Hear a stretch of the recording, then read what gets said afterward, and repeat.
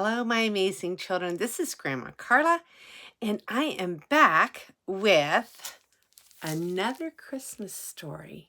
Today we're going to read The Little Drummer Mouse.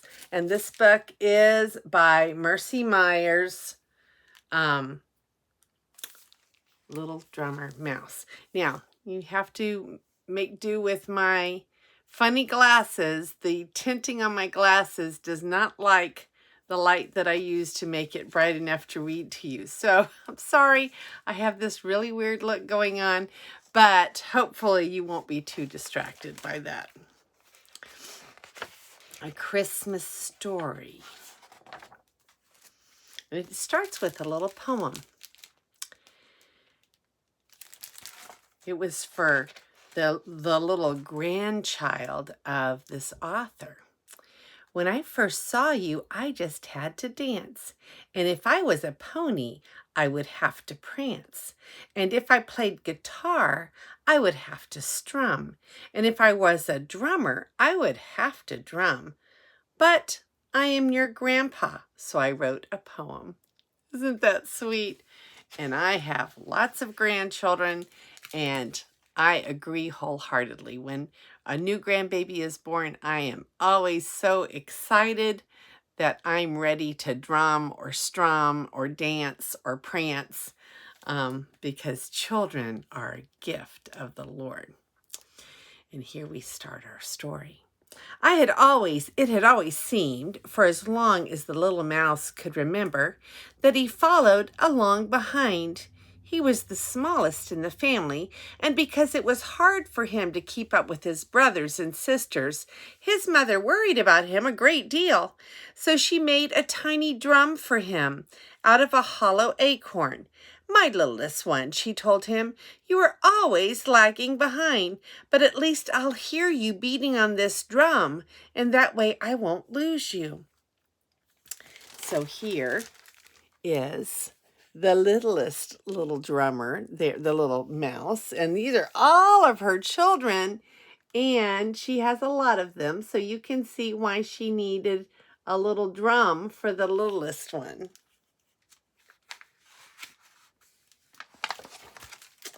The little drummer mouse, as he came to be called, loved playing on his acorn drum and carried it with him everywhere. But his big brothers and sisters often teased him. "Parum, parum, parumpity pum, all you can do is beat on your drum," they would chant. This book has beautiful pictures, doesn't it?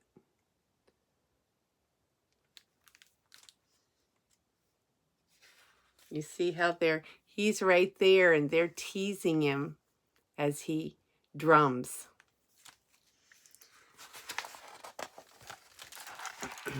The other forest animals also laughed and teased him. Although the little drummer mouse badly wanted to play with them, he was much too small to join in their rough and tumble games. Instead, he would sit under one of the oak trees and beat tap, tap, tap on his little acorn drum. "What's all that noise?" asked a young squirrel. "Don't you know you're supposed to eat the acorns? My mother told me not to play with my food." "Go play your drum to the stars. At least you won't bother them," added a rabbit. So everybody's getting in on making fun of the little drummer. Let's see. There he is. He's drumming away, and they're making fun of him.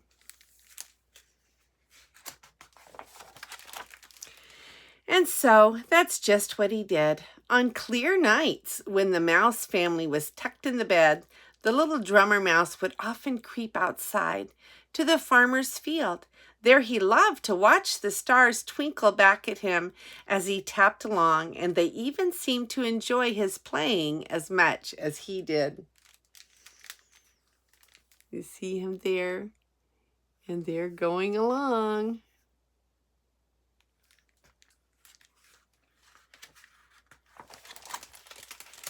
Then one day in autumn, the raven returned to the forest and called to the other animals to gather round. He had an astonishing news, for he had heard that the greatest king of all was soon to be born among men. By wintertime, the royal family would pass right through this very forest on their way to the town where the baby king would be born. The excitement in the crowd was so great that the little drummer mouse gave a quick drum roll without even thinking. An old grumpy otter frowned and shushed him. You see, there's the otter, and he's telling him to shh. But there's the little drummer boy right there. Maybe not. I think it's too big for the little drummer boy. Oh, there he is. There he is. He's so tiny. I could hardly find him.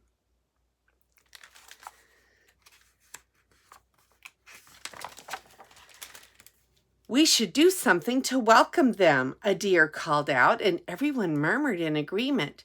You're right, said the wise owl. We should make the forest beautiful for their journey and offer gifts to the royal baby. Everyone said that this made perfect sense, and for weeks they cleaned and decorated the wild forest. Many of the animals brought wonderful gifts for the baby as well. There's the little one. And they're all decorating everything with bells in the forest. They must have found them somewhere. Then they waited. One morning there came a big snowfall, which covered the forest trees and the farmer's field. But on this cold winter's day, very few travelers passed through the forest. There was only a poor man leading a donkey and a woman wrapped in a thin blanket who rode on the donkey's back. By this time, the animals had grown tired of waiting, for it seemed the royal family would never come. Well, if it doesn't beat all, said the stylish boar, and after we've done all this work. They have some nerve, added a brown bear. So there's our little drummer. And there's all the other animals grumbling.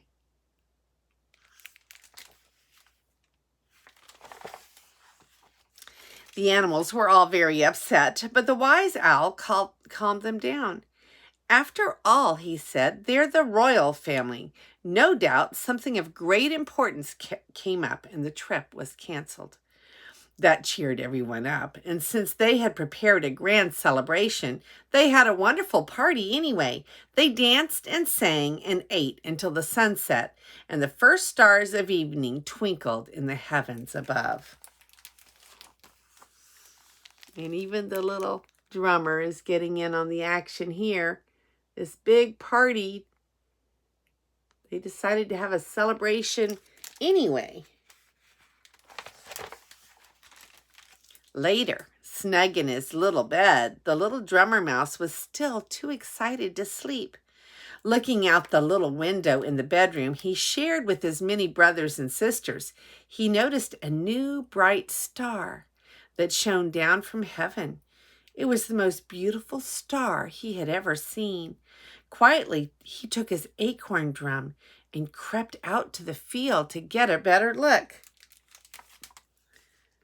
Let's see if I can find him in here somewhere. Oh, there he is. He's up there, and he's thinking about he couldn't go to sleep. He was too excited. But everybody else is sleeping, aren't they?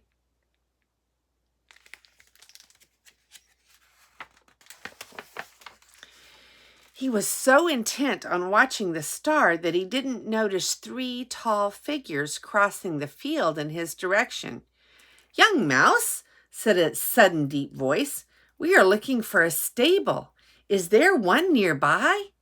The little mouse turned and trembled with fear at the 3 men who towered over him. Who are you?" stammered the little mouse. The one in blue spoke. "We are 3 kings from far away, seeking a child born in a stable beneath this star. This child will be a great king, even greater than us." "But how can that be?" asked the little drummer mouse, being very brave. "Kings aren't born in stables." "This one was," said the tallest king. "Now will you tell us if there is a stable nearby?" The little mouse pointed the way. The three kings thanked him, and he watched as they walked away, followed by the strangest animals he had ever seen. Upon their backs were large humps, and upon the humps were chests of treasure. So he's talking about camels, isn't he? There's the very tall kings and the little bitty mouse.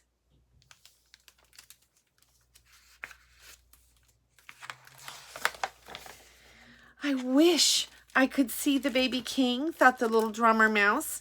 Perhaps I will just peek, and no one will notice me since I am so small. Pulling his courage together, the little mouse set off after the three kings. The stable was not much more than a shed, but it was warm. As the little drummer mouse squeezed through the crack in the wall, he saw a crowd of farmers and shepherds. He watched as each person stepped forward to lay something shabby and simple before the manger.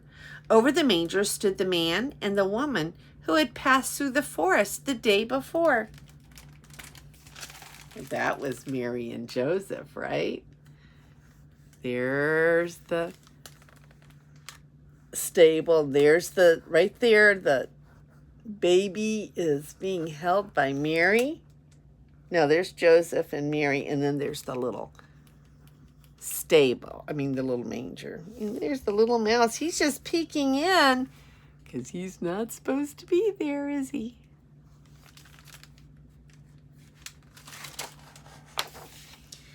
Then the three tall kings came forward to give their rich and beautiful gifts.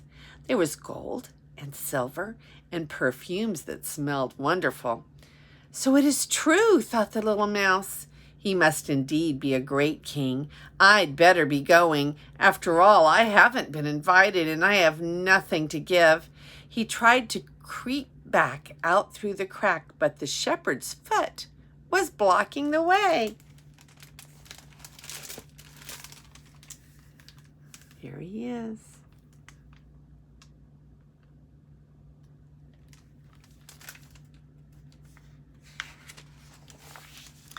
The shepherds began to play a tune on their harps and flutes. The sound was so lovely that the little drummer mouse began to tap along on his acorn drum. He became lost in the magic of the song and didn't notice when the other musicians fell silent. The baby was awakened, and the little mother lifted him from the manger. She turned toward the little mouse, who was still tapping, and said, "Bring forth the drummer and raise him up so that he may see." Suddenly, two large hands scooped him up. The little drummer mouse cringed in terror, but to his surprise, the woman smiled at him and said, "You, tiniest of all, keep playing your little drum. The baby seems to like that sound the best."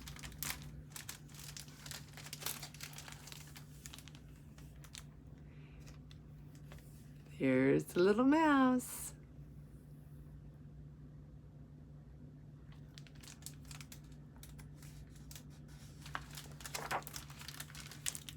The little drummer mouse looked at the baby, and the baby laughed. Then he began to play again, slowly at first, then a little faster. Everyone listened and smiled, and he could have shouted for joy. The flute chimed in, followed by the harp. Soon everyone in the stable joined along, playing and singing a beautiful song. And there's the little mouse. He's not having to hide anymore. He's the center of attention. They are all singing a song to the baby, aren't they? Singing and playing a song to the little baby.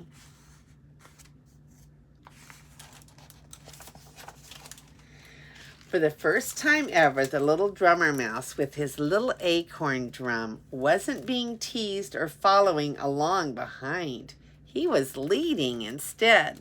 He was leading that little band, wasn't he? They were all playing to his beat.